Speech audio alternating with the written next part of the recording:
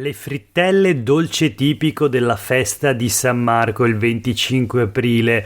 L'Olimpico di Vicenza spostato di mezzo chilometro in Piazza dei Signori e il tipico vino italiano che in realtà è sloveno, ma ancora Treviso, città che quasi non viene nominata. La foto della Basilica di Sant'Antonio a Padova è in realtà di Santa Giustina.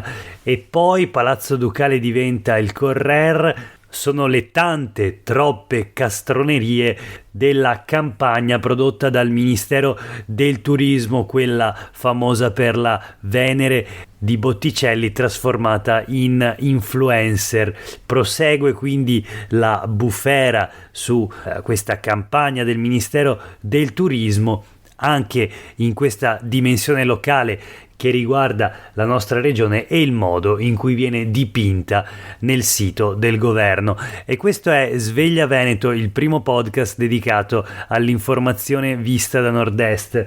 Io sono Jack Calcetto, oggi è mercoledì 26 aprile 2023, la prima notizia del giorno riguarda il turismo in Veneto nel sito del governo e i tantissimi errori contenuti appunto nella campagna della Venere Influencer lanciata nei giorni scorsi dalla ministra Daniela Santanchè. C'è dentro di tutto, come abbiamo detto, e come scrive Laura Berlinghieri nel suo articolo per i quotidiani del gruppo Gedi. Gli errori, alcuni di questi sono incredibili, ad esempio la Basilica Palladiana a Vicenza è frutto della trasformazione del precedente Palazzo della Ragione, che però nel sito del Ministero diventa il Palazzo della Regione, una cosa assurda considerato che le regioni italiane sono nate nel 1970. La ricostruzione del Palazzo della Ragione a Vicenza avvenne invece a metà del 400. Insomma, non serve essere degli storici dell'arte per accorgersi dell'errore, ma poi sempre a Vicenza il Teatro Olimpico fu progettato da Palladio, che leggiamo ancora sul sito del governo riuscì a vederlo completato prima della sua morte. Scrive il ministero, appunto, peccato che Palladio morì nell'agosto del 1580, nota Laura Berlinghieri, la giornalista, l'anno in cui fu posta giusto la prima pietra del teatro, la cui realizzazione terminò ben 4 anni dopo, quindi la morte di Palladio. Ma insomma è tutto sbagliato, le foto dei monumenti, dei palazzi sono mescolate. La Basilica di Sant'Antonio diventa Santa Giustina, il Museo Correr diventa Palazzo Ducale e così via. Ancora sempre a Padova il santo più conosciuto è senz'altro Sant'Antonio, ma contrariamente a quanto sostiene il ministero, il patrono della città non è Sant'Antonio appunto, ma San Prosdocimo. Treviso sostanzialmente scompare, almeno la città, Radicchio, Asparagi, Colline del Prosecco, ma ad esempio su Piazza dei Signori, Palazzo del Podestà, la sua torre civica, neanche una parola. E poi girando per l'Italia abbiamo visto i risultati delle traduzioni che sembrano fatte con Google Translate delle varie pagine del sito del ministero. I nomi delle città che hanno un significato anche nella lingua italiana nella traduzione diventano delle cose assolutamente ridicole. Brindisi diventa Toast, Camerino diventa Garderobe, Fermo diventa Still Stand. Dalle nostre parti il lago di Misurina è diventato il lago di Misurata, e in questo caso però la traduzione non c'entra, è semplicemente un altro errore.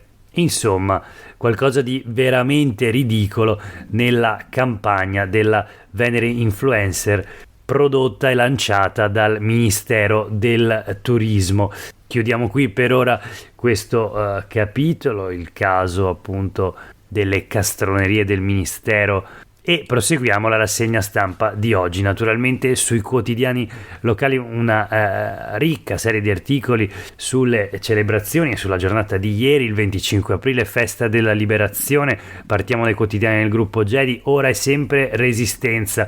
Queste le parole con cui si è concluso il discorso del Presidente della Repubblica Sergio Mattarella, che è pubblicato integralmente a pagina 2 e 3 dei quotidiani del gruppo Gedi, che aprono così quindi l'edizione di oggi 26 aprile. Cuneo, città della Costituzione, il discorso del presidente Mattarella per il 25 aprile. Qui la Repubblica celebra le sue radici, i partigiani hanno dato vita a una nuova Italia. La resistenza, ha detto Mattarella, fu anzitutto rivolta morale di patrioti per affermare il riscatto nazionale. Da quegli anni viene la spinta a scelte definitive per la stabilità della libertà del popolo. Mattarella ha ricordato gli eroi partigiani, citando Calamandrei e poi Luigi Einaudi, Duccio Galimberti, Concetto Marchesi, Antonio Vassallo. Ha detto ancora: la Costituzione è il frutto del 25 aprile, la festa dell'identità italiana fondata dopo il fascismo. Ancora manca una Costituzione europea, ma molte utopie nate qui a Cuneo ora sono realtà.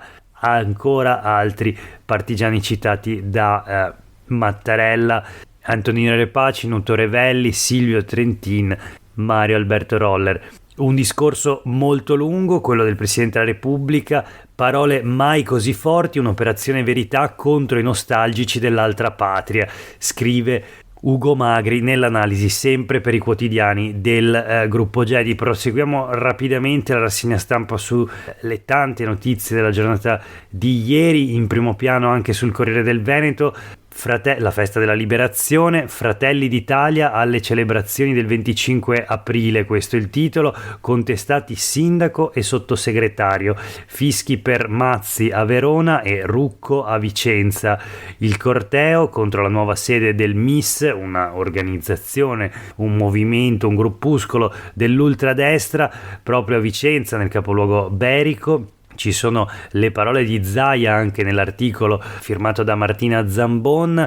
Quando parliamo di antifascismo parliamo dei padri costituenti che hanno scritto la carta da cui nasce la nostra democrazia, ha detto il presidente della giunta regionale del Veneto.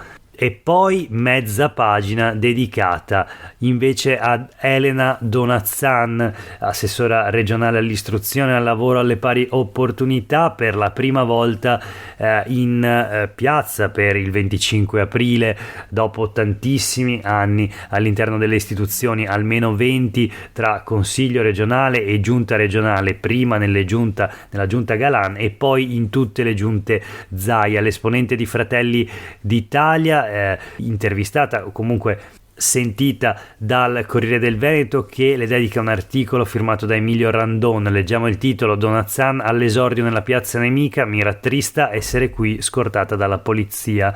Dopo le polemiche dei giorni scorsi, l'assessore regionale per la prima volta partecipa alla cerimonia. Defilata, ma alla fine ugualmente star. Mi spiace vedere un palco unito e una piazza divisa e non mi piace chi contesta la bandiera, ha detto Donazzan. Posso capire quelli a cui non piace la mia diversità, ma è la mia storia familiare, il mio vissuto sono io. Spiace che qualcuno non abbia gradito le parole di Pierpaolo Pasolini nella prolusione ufficiale di Marinelli. Insomma, queste le dichiarazioni di Donazzan. Torniamo sui quotidiani del gruppo Gedi, che ugualmente dedicano un articolo a lei, all'assessora. Qui è Enrico Ferro, inviato a Vicenza: la prima volta di Donazzan, io intimorita dalla piazza sono entrata con la scorta. L'assessora regionale, nota per le sue idee di destra, a Vicenza per la liberazione. Una giovane dell'Ampi, scrive Enrico Ferro, si è avvicinata a fine cerimonia e le ha regalato una copia della Costituzione. Questa giovane era Martina Corbetti e il video in cui regala la copia della Costituzione all'assessora Donazzan è già diventato virale nei social. Sempre sulle pagine quotidiane del gruppo Gedi, il resoconto invece della manifestazione pacifica che si è tenuta nel pomeriggio a Vicenza. L'Ampi sfila contro l'ultradestra, che ha aperto appunto una sede nel capoluogo berico, proprio inaugurandola proprio il 25 aprile, città blindata ma nessuno scontro. Ci spostiamo a Padova, sempre sulle pagine dei quotidiani del gruppo Gedi. Un clima di maggiore concordia sembrerebbe, tutti insieme per difendere la libertà, antifascismo il nostro valore, dicono le istituzioni. A Padova il sindaco Sergio Giordani: dalla resistenza è nata la democrazia, il 25 aprile è di tutti gli italiani. E c'era anche la ministra Casellati, presidente del Senato nella passata legislatura, ha detto: tramandare la storia per non dimenticare gli orrori dei totalitarismi. L'esponente di Forza Italia. Il canto Bella Ciao si è levato dal fondo della sala durante la cerimonia che si è svolta nel salone di Palazzo della Ragione. In strada invece biciclettate, sit-in e cortei, tantissime le celebrazioni in tutti i quartieri del capoluogo euganeo. In bicicletta alla scoperta dei luoghi simbolo con l'associazione FIAB e una manifestazione, poi un sit-in organizzato da Coalizione Civica sempre a Padova nel quartiere Palestro, quello che veniva chiamato il quartiere cinese. Le targhe colonialiste vanno cambiate, questo il messaggio della manifestazione. Una mobilitazione appunto nel quartiere dove ci sono le vie dedicate alle guerre in Africa. Il collettivo Levante invece ha sfilato per via Santa Lucia, proprio lì fu impiccato il partigiano Busonera. Chiudiamo questa rassegna stampa dedicata al 25 aprile con una notizia preoccupante che troviamo sulle pagine dei quotidiani del gruppo Gedi.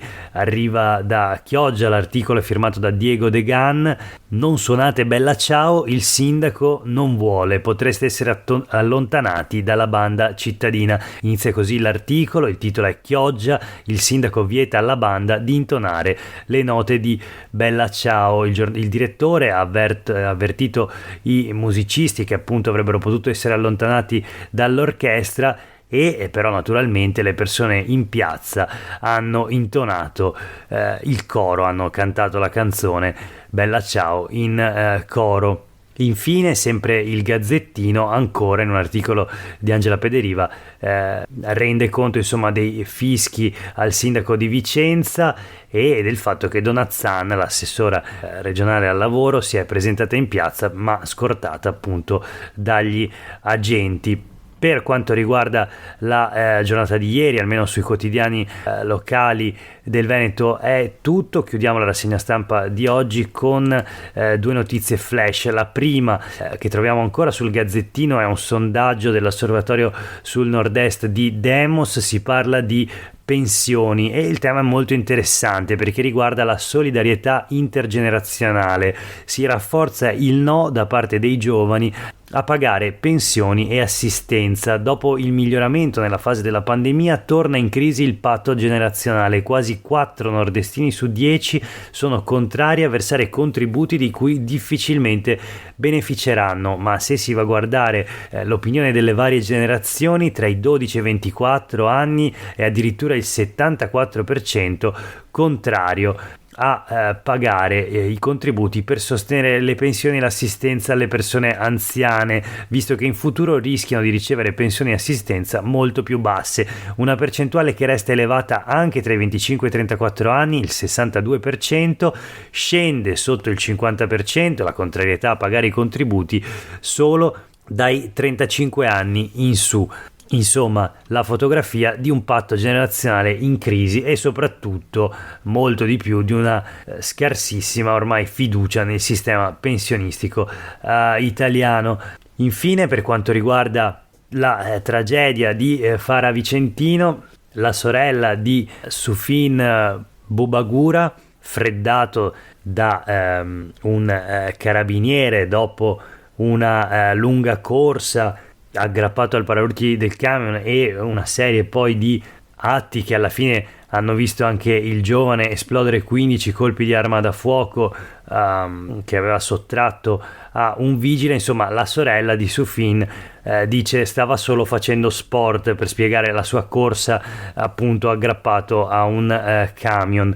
La parente del giovane freddato dal militare chiede giustizia, stava molto bene e diceva Allah Akbar solo in quanto musulmano. La procura berica, nel frattempo che ha aperto le indagini sull'episodio, dice era in evidente stato di alterazione con tentativi di aggressione agli utenti della strada. Questa è la notizia sul Gazzettino di oggi, un articolo di Angela Pederiva. Ancora sul Corriere del Veneto: le botte, gli spari, il collega ferito, colpire l'attentatore inevitabile. Questo è il racconto del vigile, invece Diego Castelli.